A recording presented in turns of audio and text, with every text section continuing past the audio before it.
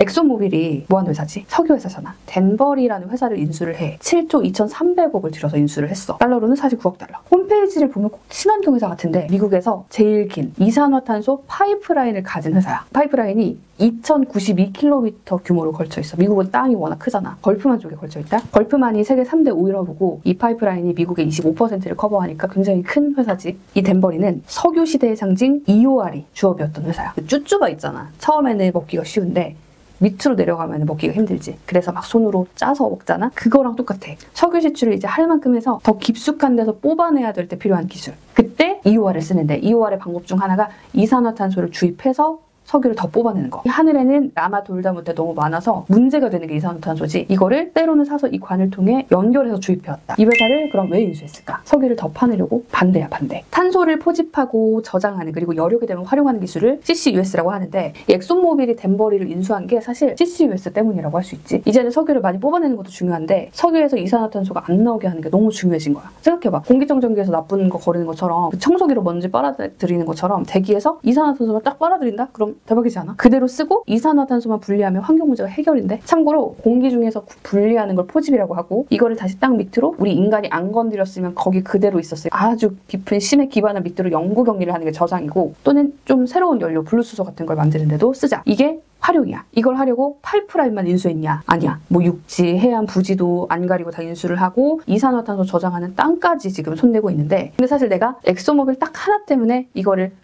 같이 보자 가져온 건 아니야. 주식 투자를 많이 하니까 알겠지만 이 탄소 포집 관련주가 매일 들썩여. 이게 사실 이미 예견된 일이긴 해. 돈이 일단 많이 들어갔어. 빌 게이츠 우선 이게 세상을 뒤흔들 기술이다 이러면서 탄소 포집에 돈을 계속 넣고 지금도 넣고 있어. 일론 머스크 여기에 4년 전에 상금을 걸었어. 워렌 버핏 이 탄소 포집 기술에 아주 적극적인 옥시덴탈 주식을 샀지. 그리고 이 옥시덴탈에 다시 블랙록이 투자를 해. 굉장히 돈이 많이 들어간 상태에서 트럼프가 등장을 했어. 알다시피 트럼프가 석유 지지자잖아. 나는 스프레이 쓴다, 온난화가 사기라고 생각한다. 파리 협약도 실제로 전에 할 때 탈퇴를 했지. 그런 장본인이 이제 곧 대통령으로 돌아와. 이 사람은 대선 구호가 드릴 베이비 드릴 이었잖아. 이산화탄소를 줄이려면 지금 아예 안 쓰거나 아니면 쓴 걸 빨리 없애거나인데, 지금까지는 사실 화석연료를 쓰지 말자는 주의였잖아. 알지? 그 2050 탄소 중립. 우리가 배출하는 탄소랑 흡수하고 제거하는 탄소량을 같게 하자. 국제해사기구 그 선박의 운행을 관장하는 그 기구는 우리가 2050년까지 배에서 나오는 탄소 배출 없게 하자. 이렇게 강제를 해버렸고, 항공사도 사실 엄청나게 탄소 배출 많이 하는데 우리 2050년까지 탄소 순배출량 제로로 할게. 약속을 해버렸어. 근데 이제 트럼프가 딱 와서 화석연료를 쓰재. 화석연료를 쓰되 잘 관리를 하면서 쓰자는 쪽이 급부상할 수밖에 없는 거지. 뭐 이전에도 돈을 많이 넣었고 탄소 포집 기술을 적극 지원을 이미 하고 있어. 바이든 정부에서 만든 IRA법, 뭐 트럼프는 이것도 막 비판을 했는데 인플레이션 감축법인데 실제로는 이산화탄소 배출 줄이자는 법이잖아. 여기에도 탄소 포집이 들어가서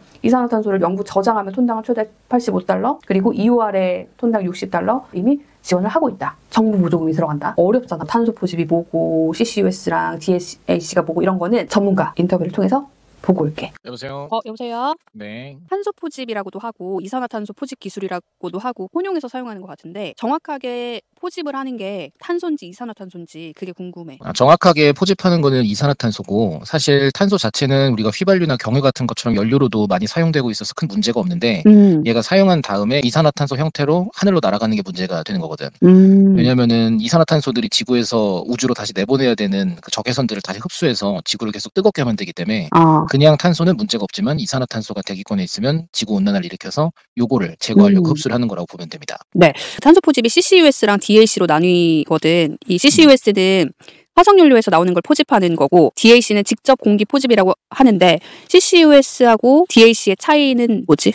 CCUS는 그 탄소가 배출되는 공장이든 어디든 그 현장에서 직접 다 걸러서 이산화탄소를 제외한 기체들을 내보내는 방식인데, 이렇게 쓰면은 회수한 이산화탄소를 냉각해서 다시 드라이아이스로 만들어 사용하거나 아니면 다른 용도로 쓸 수가 있어가지고 훨씬 편리하고, 그리고 DAC는 이론상은 다이렉트하게 공기 중에 있는 이산화탄소만 잡는 건데, 이게 어려운 이유가 우리 생각에는 이산화탄소가 대기 중에 엄청 많을 것 같은데 실제로는 0.04% 정도밖에 없어서 이게 개수가 너무 적어서 이산화탄소만 잡는 게 효율이 떨어지다 보니까 결국엔 CCUS 쪽으로 효율성을 고려해서 많이 하고 있는 상태죠. 근데 DAC 공장을 보니까 팬 같은 게 막 선풍기 같은 게 돌아가는 게 있더라고. 원리가 공기를 팬으로 흡수해서 수산화칼륨 같은 액체 흡수제와 접촉시키는 방식이다. 이게 뭐지?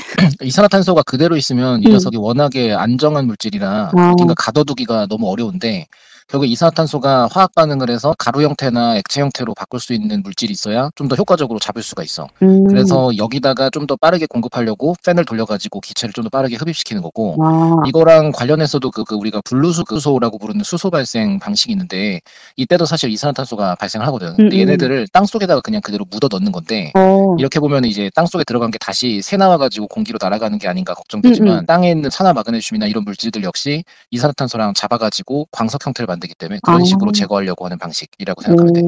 하나 더 궁금한 게, 이 산업 현장에서 제일 많이 쓰는 게 지금 CCUS 중에서도 아민이라는 걸 활용하는 방식이라고 하더라고. 근데 아민이라는 게 정확히 어떤 물질인지 궁금해. 아민이라는 게 우리가 말하는 유기화합물들 중에서 그 질소를 가지고 있는 녀석들을 아민이라고 구분을 하게 되는데, 얘네들의 특징이 그 이산화탄소를 만나면 화학 결합을 해가지고 잡아두는 능력이 있고, 또 이렇게 붙여놓은 게 뭐 광석을 만들거나 한 게 아니다 보니까 뭐 온도를 조금 높여주거나 하면은 다시 이산화탄소를 떨어뜨릴 수가 있다라는 점이 있어서, 우리가 붙이고 필요한 데서 떨어뜨려서 회수를 하고 또 재활용하는 식으로 계속 쓸 수가 있고. 근데 얼마 전에도 CCUS나 DAC 관련해서 그 COF999라 부르는 신물질이 나왔었는데, 이것도 그 속에 아민들이 들어있어가지고 그 아민이 잡는 역할을 하는 거다라고 생각하면 돼요. 이산화탄소를 그 땅 밑으로 깊숙이 주입하는 걸 이제 탄소 포집 저장 기술이라고 하는데, 초임계 유체 상태로 넣는다 이런 얘기가 나오더라고. 초임계 유체가 뭐야? 우리가 생각하면 그냥 물질이라는 게 흔히 고체랑 액체랑 기체 이렇게 세 가지 상태로 존재할 거다라 생각하는데, 요즘에는 그 물질의 상태가 더 좀 많이 늘어나가지고 아주 높은 압력이나 온도가 되면은 그 상태에서 이 세 가지 상태가 아닌 초임계 상태라는 상태로 바뀌게 돼. 그래서 이렇게 만들어지는 거를 원하는 거기도 하고, 이산화탄소는 압력이 높으면은 초임계 상태를 좀 쉽게 좀 낮은 온도에서도 만들 수 있다 보니까 바다나 땅속 깊은 데는 압력이 워낙 높다 보니까 오히려 그 상태에 갇혀가지고 못 나오게 만들기가 쉬워서 일부러 이런 식으로 처리를 하는 방식이 요새는 많이 고민이 되고 있지. 여기까지 들어보니까 좀 굉장히 괜찮고 신기한 기술인데, 이게 갑자기 나왔냐? 일단 엑손모빌이 처음 이걸 한 게 언제냐? 1986년. 엑손모빌 이전에 이 기술이 처음 등장한 건 1930년대. 거의 100년 전이잖아? 한창 산업화를 향해 달리던 시절이라서 천연가스를 뽑았는데 불순물이 있네? 이거를 제거하려고 이 탄소 포집 기술이 생겼어. 그러다가 1970년대 석유파동이 있었잖아? 갑자기 중동에서 수출을 안 하니까 있는 걸 어떻게 잘 뽑을까 고민을 할 수밖에 없었고, 그때 본격이 시작이 됐지. 아까 말한 그 80년대에 시작한 엑소모빌의 프로젝트 이름이 슈트크릭이거든. 지금도 이산화탄소를 포집을 하고 있어. 알지? 노르웨이가 석유 생산국인 거. 슬리프너 유전이라는 데가 있는데, 여기서는 이미 1996년부터 탄소 포집이랑 저장을 하고 있어. 심지어 국영 에너지사 주도로 밑에 지층으로 주입을 하고 있는 거야. 스위스에 있는 클라이먹스라는 스타트업은 직접 공기 포집 기술 DAC라는 기술로 이미 스위스에도 공장을 만들었고, 아이슬란드에도 공장을 만들었고, 아이슬란드에는 아예 현무암으로 저장까지 하고, 분류수소라고 들어봤는지 모르겠는데 아예 화석연료를 가지고 수소를 만들면서 그 과정에서 CO2가 생기면 아예 포집을 해버려. CO2 포집, 수소는 깨끗한 거, 이렇게 해서 에너지원으로 만드는 이런 데도 CCUS가 활용이 된다. 결론적으로 이게 이미 하고 있는 기술이다. 각을 할 때 리스테린 알지? 구강 청결제로 유명하지만 원래는 외과용 방부제였고, 비아그라 뭐 유명하지? 고혈압 치료제였는데 발기부전으로 갔고, 전용에서도 대박이 났듯이 이제는 석유를 뽑아내는 기술에서 지구 온난화를 막는 기술로 탈바꿈하고 있다. 여기서부터가 본론인데, 애초에 이게 시작된 게 돈 때문이야. 돈. 노르웨이 아까 얘기를 했는데, 여기서 1991년에 뭐가 생겼냐? 탄소세가 생겼어. 제품 생산할 때 탄소 배출을 많이 해? 그러면 세금 내. 탄소를 태우면 세금을 내래. 이게 북유럽 쪽에서는 다 1990년대 시작되다 보니까 아까 그 말한 에퀴노르가 90년대 이걸 시작을 한 거야. 세금을 아끼려고. 지금까지 노르웨이가 굉장히 여기에 적극적인데, 노던 라이트라는 프로젝트가 있어. 이게 뭐냐면 그 아까 말한 에퀴노르 국영 석유회사 하고 쉘 에너지 들어봤지? 쉘? 뭐 이런 데가 합작을 해서 만든 프로젝트인데, 탄소 저장 시설을 같이 지어. 탄소를 배로 여기로 날라? 그래서 우리 연구 저장할게. 이런 프로젝트를 같이 하고 있고, 보수적으로 돈을 그냥 안 내려고만 쓰이는 건 아니고 돈을 벌기도 하지. 대표적인 게 테슬라. 미국도 탄소 배출권을 주고 탄소 배출 많이 하면 돈 내고 덜 쓰면 이걸 팔게 해주는데, 테슬라가 부업으로 챙긴 돈이 뭐 1조가 넘었다 이런 얘기는 뭐 작년에 많이 나왔지. 2024년 4월만 해도 금보다 수익률이 좋다고 했던 게 바로 이 탄소 배출권 선물이 ETF야. 러시아 우크라이나 전쟁할 때 천연가스 수요 폭발하면서 뭐 이게 비싸졌다 이런 얘기도 있고, 그리고 이제 아까 말한 그 엑손모빌 같은 석유 회사들로 돌아가는데, 석유 회사들은 그동안 석유를 팔아서 돈을 벌었지. 또 하나의 캐시카우가 이제 생기고 있어. 바로 이 CCUS로. 실제로 엑손모빌이 얼마 전에 공지글을 엄청 자랑스럽게 하나 올렸는데, 그 걸프만에 있는 그 루이지애나 거기에 NG3라는 파이프라인 프로젝트랑 계약을 했대. 관을 통해서 포집해서 이산화탄소 저장까지 해주는 기술을 얘네한테 팔았다. 옥시덴탈은 MS의 탄소 배출권 돈 받고 팔고 이거를 제공하고 계약도 이미 했고, 스트라이프 혹시 들어봤는지 모르겠는데 금융 결제하는 스트라이프, 메타 이런 데가 같이 프론티어 이니셔티브를 만드는데, 얘네는 뭐냐면 야, 탄소 포집 기술 진짜 좋으니까 우리가 이걸 살게. 선결제를 막 하고 다녀, 여기저기.